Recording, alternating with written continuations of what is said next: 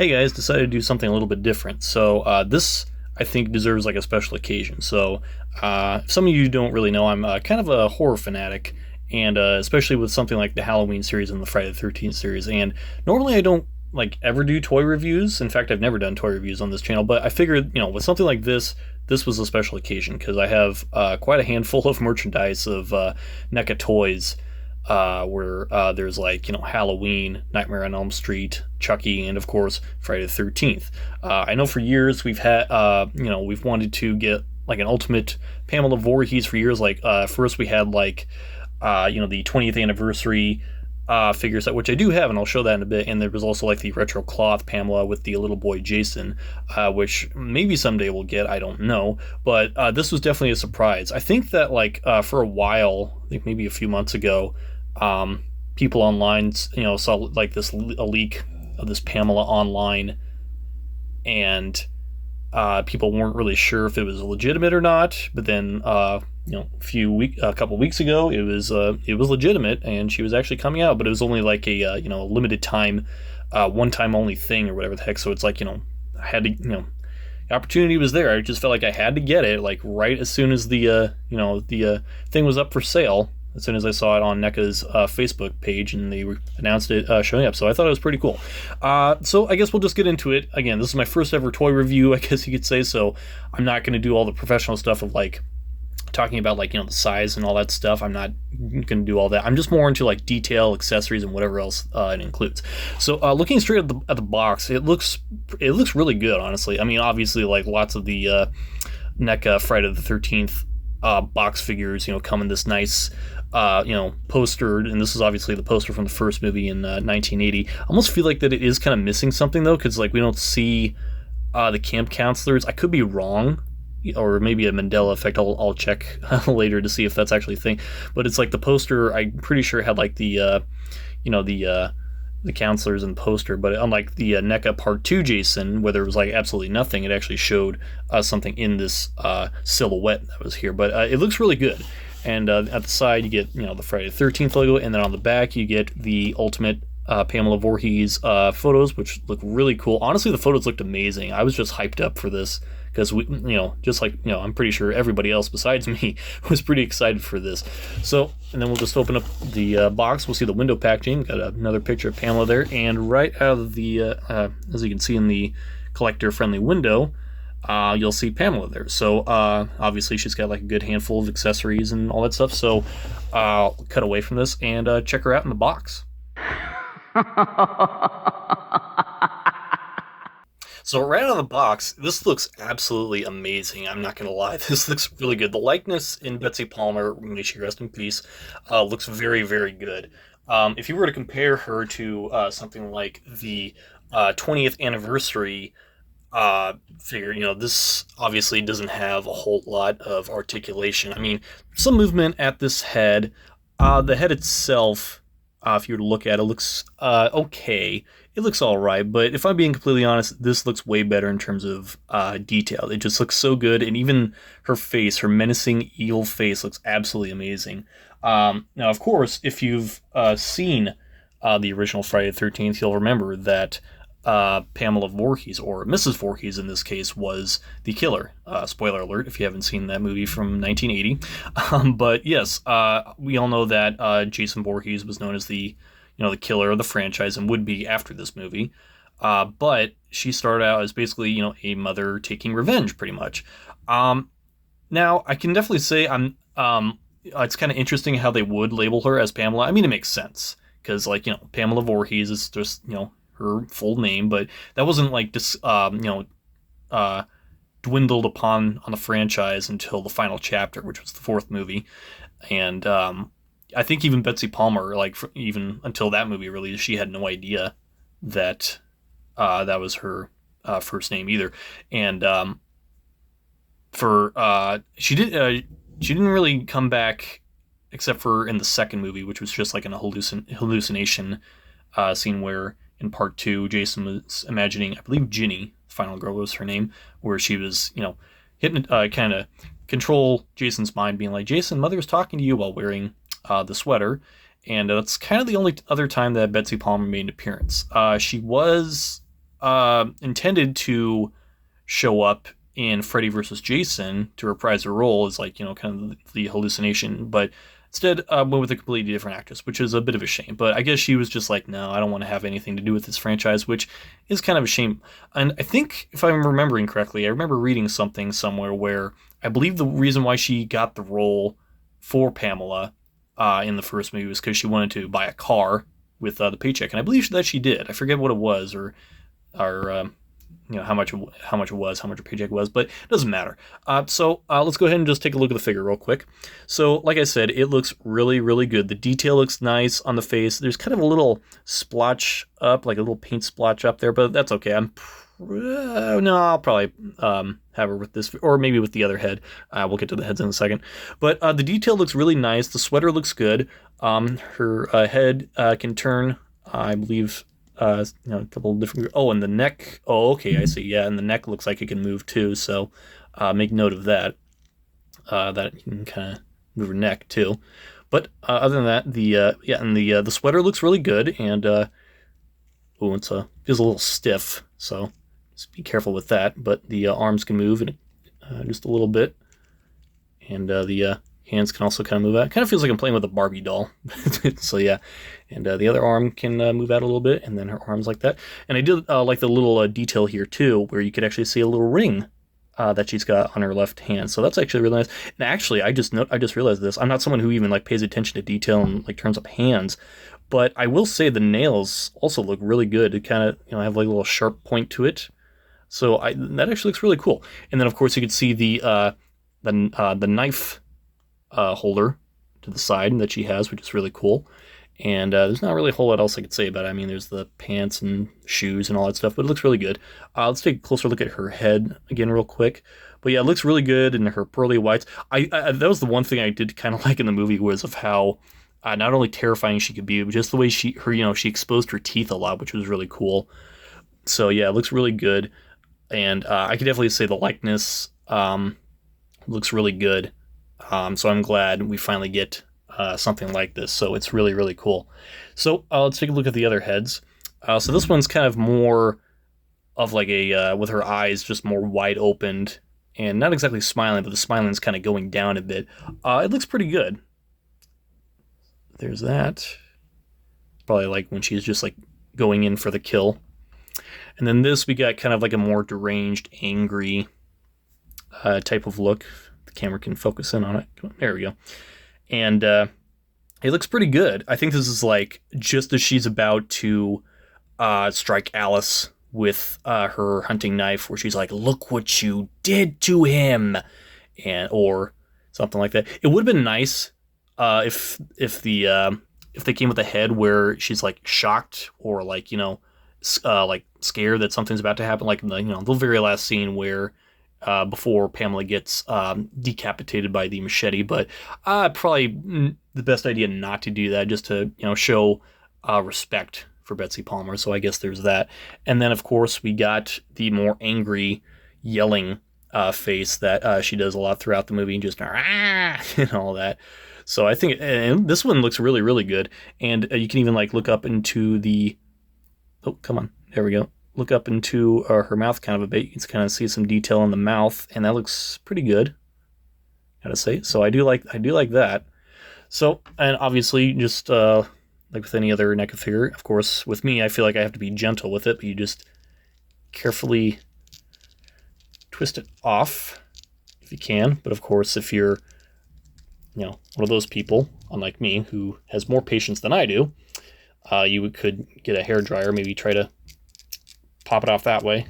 Okay, managed to get her head off, and as you can see, it has like a small little ball joint to the neck, and the neck itself also looks really good. Really good neck details on it. I think that looks pretty cool. Can't exactly figure out where it goes. Maybe in the center. I don't know. But yeah, as you can see, there's just like a little ball joint that's in there. So now I feel like I need to be like more careful now, just because like it's more of like the more thin ball joints, which I feel like I would risk breaking.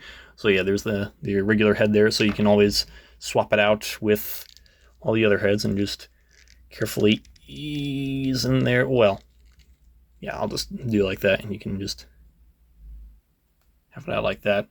But like I said, I'm not going to exactly display it with this head. I'll just keep it displayed with this head, which I tend to like a bit more. Yeah, as soon as you hear that pop, if you did hear that, that just basically means that it's secured in there. So yeah, I guess the other thing would be to just be careful when struggling with this figure that you don't want to loosen it up, because I kind of roughed it up just a little bit on the sides, but yeah, I think it's okay. So now that that's out of the way, let's go ahead and check out the accessories. Now, which one should we look at first? Because there is quite a good hefty amount. Let's get the bow and arrows out of the way. Now, the bow, surprisingly, looks really good. I don't think I recall her ever showing, the bow at all, because, obviously the killer wasn't revealed towards until the end of the movie. And the only person I recall ever using a bow was that one guy who, was trying to look like a Native American who was, almost hit one of the other people. But the detail on this looks really good. It looks really nice. There's like a little bit of tape at the end there. And this is actual string that you could actually pose the figure with the bow and arrow on there. And probably, potentially, you could actually do like a little target practice just like that. Oh, and it does work that way. That's actually really cool. I like that. So yeah, you could potentially do that, but just because this is actual string, I'm not going to risk that. But if you're more adventurous than I am, I say go for it. Of course, this does come with 3 arrows that are basically similar, because you got this little green, red, and blue thing at the end, and there's this little string holder, or whatever you want to call it, at the end that the string connects to. And there's like that little sharp thing. I did have like a couple small experiences shooting bow and arrow, because I used to be in Boy Scouts. Didn't enjoy it when I was younger. I mean, anyway. But yeah, basically these other two are basically the exact same thing, so that's pretty cool. And then of course we got the other arrow, and this is the infamous scene where Tom Savini's special effects really shine in this movie, where this particular arrow comes out of Kevin Bacon's throat and just basically bleeds all over the place. So that's actually really cool that it did include this specific one. So I do like that. That's really cool. And of course, let's go ahead and look at the axe right here. And the axe looks really, really good. There's like a little bit of blood on there. This is probably like toward the end of the movie where Alice and the other guy, saw the axe and a bunch of blood on a bed. This is probably like what it looks like afterwards, but it looks really, really good. I do like it, because like there's that weird, it just has that weirdly odd shape that no other axes I saw have, but it looks really good. The detail on it looks good. You get that like wood finished to it. The shine of the axe looks good, and the blood looks really, really good as well. So I like that. And then of course there's the oar, which I'll be completely honest, I don't remember there ever being an oar used at the end of the movie. It has been a while since I've seen the movie. I guess I should have watched that. But regardless, the oar looks really, really good, because it has like that nice little wood texture of it, kind of a little bit of withering on it, kind of like a little wood, and maybe it looks a little wet on the bottom there. Can I give it some age? And even like it's broken up right here, and that detail looks really, really good. It's got like it's like it was broken off, and it looks absolutely fantastic. I'm not gonna lie. Probably not gonna display it. It could just be used as a background piece, just set off in the background or something like that.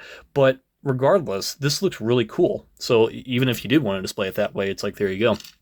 And then of course we got the infamous machete. Now, just like every movie in the Friday the 13th franchise,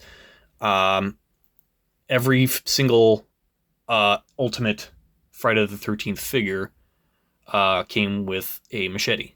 So there's not a whole lot I can say about it, just like every other machete, but it still looks fairly good. There's no blood on it. It's just a nice clean machete, but it still looks pretty decent. And then of course for the last weapon accessory, we get Pamela's infamous hunting knife, which this will definitely be the one that I'll be displaying it with, because this looks really, really good. I never even noticed that her knife had this little marking on it, or whatever you want to call it, on it, but it looks really cool. I'm not gonna lie, this looks really, really cool. So I'm very happy that I got this, just because of all those. So then of course she does come with a couple of different interchangeable hands. So there's this one right here, where there's like a little hole, small hole through it, and I believe that's where you would be able to put one of the arrows in. Carefully do that. If I'm able to. Hopefully I am. Just like carefully and gently pushing it through. There we go, there we go. Okay, yeah. So, yeah, you can potentially just have the arrow in through that if you wanted it to display that way, or even if you're someone who's into stop motion and wants to do it like that, you can do it like that, and you can just easily slide that out. Again, I would be careful in doing something like that, because it seems that like the tip of it is just a little bit round, because there was kind of like, I don't know if you could hear it, but there was kind of some creaks in there, but I think it's just a way to just wedge it in. But regardless, I think that's pretty cool. So if you do want it like that, there you go. And then of course there's also this hand. At first, when I saw the packaging, the hand was like this, I thought she was missing 2 fingers, but I forgot. Oh wait, no, this is for when she has the bow and arrow and she's doing it like this. And I can definitely say that's actually really cool. Just like if you were to display it that way, you could just ding like that. So that's actually really cool. I really, really like that. Or you could just make it look like she's like scratching someone's eyes out or holding something. I don't know. But that's mainly what the purpose of this hand is. And then, of course, we got her left hand with a ring on it, which looks really cool. And I believe this is just another thing to hold something with. So you could potentially have her hold probably the machete in there, or actually maybe it's for the axe. I can never tell sometimes of which ones, because it's like sometimes you have to like wedge the fingers around just at the right way to hold. There we go. Yep. So she could just hold the axe like that, just like that. So that's pretty cool. And then of course we got one more hand, and I believe this one is could be used for other things, like you use it to hold the oar. Just like that. So that's sweet. And of course, what I will mainly be displaying her with is with the hunting knife. There's that. So that looks cool. So yeah, those are the accessories. I think they all have a very good purpose. They all look absolutely exquisite, and the detail on it looks pretty good. I'm still amazed, even though it's something I'm not going to display with, I'm still amazed that NECA actually did have the gumption to use actual string with this. Honestly, I would be fine either way, even if it was legitimate plastic. But of course, with it, since it is string, there is that chance where you could potentially break it even more. So I'd just be very cautious with that. And oh, the one thing I forgot to do is to show if the hunting knife actually fits in her little pocket holder at the side, and it does. Look at that. That fits perfectly in there. That looks really good. And then she can just get it out of there. Actually, which way? Was it this way? Might have been that way, because it's the way. Yeah, it's probably that way. Yeah, that makes more sense. So yeah, there's that. So now that we got all the heads and accessories out of the way, let's do a little bit of size comparing. So we'll go ahead and compare her with the 20th anniversary Pamela. Now, unfortunately, she can't exactly stay up by herself, so I'm just gonna have to hold her kind of like this. So as you can see, it's just because she's in a stance, in a weird stance position, she's a bit shorter, obviously. So she's kind of like looking at her neck almost. So there's that, and we'll go ahead and compare her with the Ultimate Part 2 Jason. And it looks fairly good. Again, we never really got to see Pamela and Jason on screen together technically. But I think that this would kind of make sense. Now, again, in terms of like continuity, I don't know exactly when Part 2 takes place, because it's like, I remember seeing on the back of a DVD that it said something like the first movie, or the second movie, took place 5 years after the first movie, and then like some other sources said it was 1 year, others say it was 10 years or something like that. But at the same time, I don't think it really matters.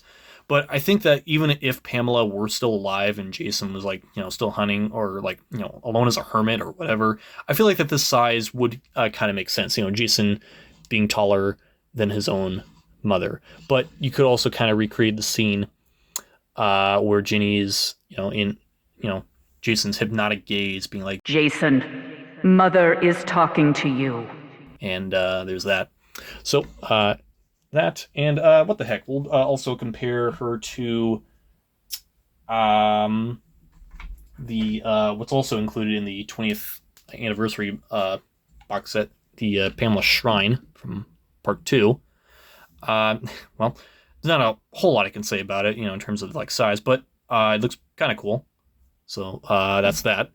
And then, of course, let's go ahead and compare her with the retro cloth corpse Pamela. Obviously, in terms of retro cloth, obviously they're going to be like a smidge taller.